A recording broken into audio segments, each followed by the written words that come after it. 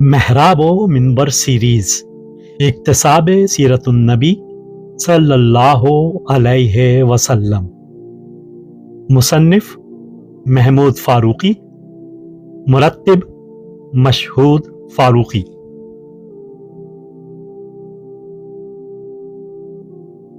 آٹھواں حصہ ہجرت و غزوات اور قیام ریاست اسلامی، مصنف محمود فاروقی، مرتب مشہود فاروقی۔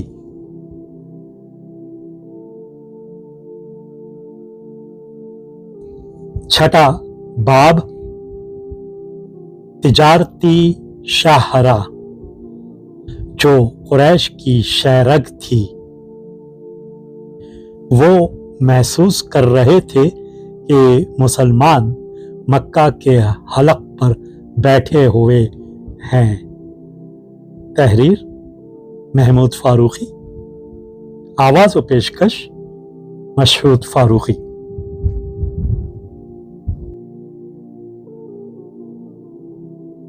مدینہ میں مسلمانوں نے ایک منظم اور مضبوط مرکز قائم کر لیا تھا۔ یہ بات قریش کے لیے نہایت پریشان کن تھی۔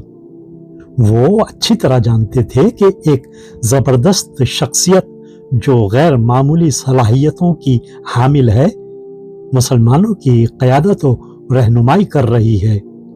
وہ مسلمانوں کی پامردی اور استقلال، ان کے ایمان و یقین، ان کی سخت کوشی اور دلیری، اپنے قائد کے ساتھ ان کی عقیدت و محبت سے بھی خوب واقف تھے۔ پچھلی چند لڑائیوں میں ان کا یہ زوم ٹوٹ چکا تھا کہ وہ کثرت تعداد کے بل بوتے پر مدینہ کی اس مختصر سی جمعیت کو نیچا دکھا دیں گے۔ وہ بڑے ساز و سامان کے ساتھ بار بار ان پر چڑھائی کرنے لگے اور ہر بار ان کو مسلمانوں کے فولادی عزم و ارادے سے ٹکرا کر منہ کی کھانی پڑی اور ناکام لوٹنا پڑا۔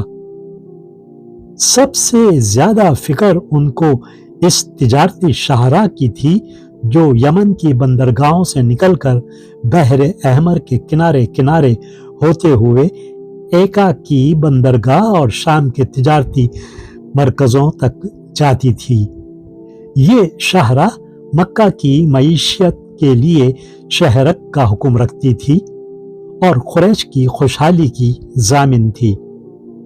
نہ صرف قریش بلکہ بڑے بڑے مشرک قبائل کی زندگی کا انحصار اسی شاہراہ پر تھا۔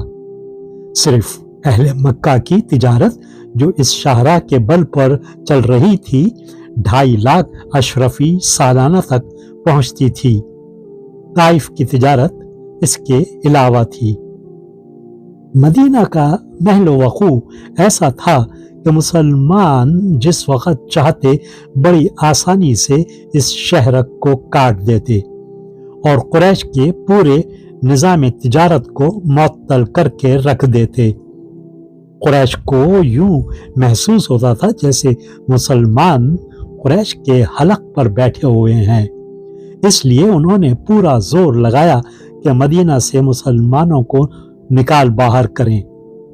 بدر سے خندق تک جتنی چھوٹی بڑی لڑائیاں ہوئیں، ان سب کا اصل مقصد یہی تھا کہ مدینہ سے مسلمانوں کو نکال کر اس تجارتی شاہراہ کو خطرے سے محفوظ کر لیں، مگر ان کی کوئی تدبیر کارگر نہیں ہو سکی۔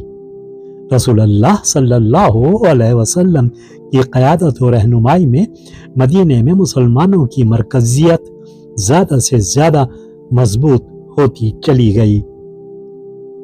چند سال تک مسلسل جو جنگی حالت قائم رہی، اس میں مدینہ کو بھی شدید ترین معاشی بحران سے دوچار ہونا پڑا۔ مشرک قبائل اور یہودیوں کی معاشی ناکہ بندی کی وجہ سے مسلمان فقر و فاقہ کی زندگی بسر کرتے رہے، مگر ان چند سالوں میں قریش کی تجارت پر بھی بہت برا اثر پڑا۔ سواحل ہند سے جتنا مال تجارت یمن کی بندرگاہوں پر اترتا تھا، ان کو شام کے شہروں تک پہنچانے کے لیے قریش ہی درمیانی راستہ اور ذریعہ تھے، مگر اس تجارتی شاہراہ کے قطرے میں پڑ جانے کے سبب یمن کے تاجر اپنا مال اور سرمایہ کو آگے بھیجنے کے لیے تیار نہیں ہو رہے تھے۔ یمن کی بندرگاہوں پر تجارتی سامان کے ڈھیر لگے ہوئے تھے اور یمن میں ان کی قیمتیں گر گئی تھیں۔ حبشہ اور وہاں سے مصر کے راستے رسد کو بھجوانے میں خرچ اتنا بڑھ جاتا تھا کہ روم کے ساحلوں اور بیزنٹینی شہروں میں اشیاء تجارت کے دام کئی گنا بڑھ گئے تھے۔ اس طرح بدر سے حدیبیہ تک کے عرصے میں نہ صرف قریش کی تجارت ہی خطرے میں پڑ گئی بلکہ سواحل ہند سے روم تک کل تجارتی نظام ہی درہم برہم ہو کر رہ گیا۔ اس شاہراہ کی یہی وہ اہمیت تھی جس کی طرف سے سعد بن معاذ رضی اللہ تعالی عنہ نے اشارہ کیا تھا اور قریش بالکل بے بس ہو کر رہ گئے تھے۔ یہ ہجرت کے بعد ہی قریبی زمانے کا واقعہ ہے۔ مدینے میں اس وقت دو ہی آدمی سب سے زیادہ مقتدر اور با اثر تھے، ایک عبداللہ بن ابی اور دوسرے سعد بن معاذ۔ ابن ابی تو منافق بنا رہا اور سعد رضی اللہ تعالی عنہ خلوص دل سے اسلام لے آئے۔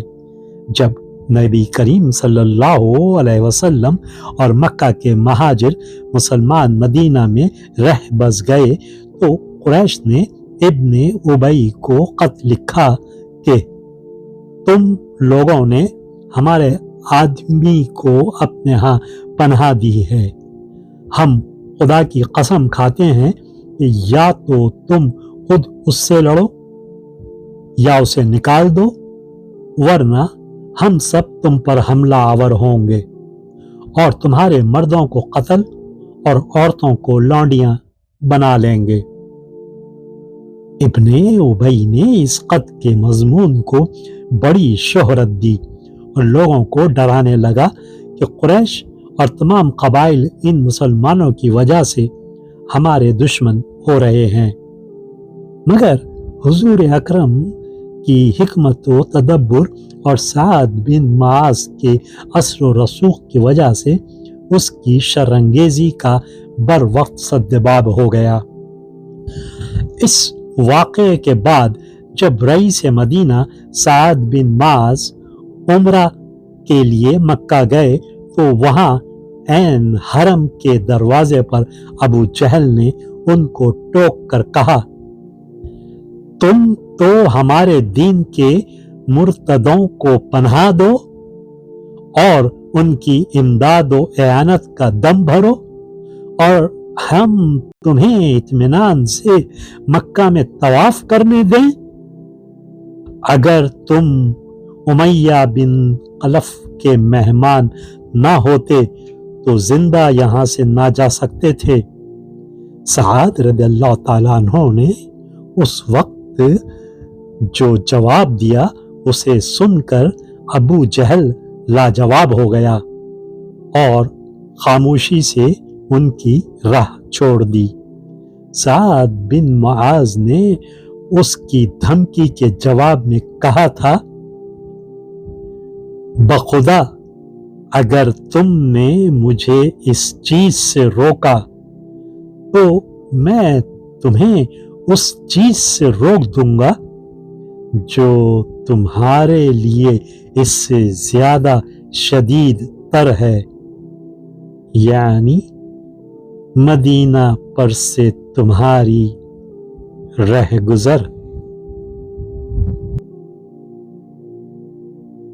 ویڈیو دیکھنے کے بعد چینل کو سبسکرائب کرنا نہ بھولیں اور تازہ ترین اپڈیٹس کے لیے گھنٹی کے بٹن کو ضرور دبائیں تاکہ ہمارے منفرد اور پر اثر پیغامات آپ تک پہنچتے رہیں، اور اگر لائک کریں تو اپنے دوستوں کے ساتھ شیئر کریں۔ شکریہ۔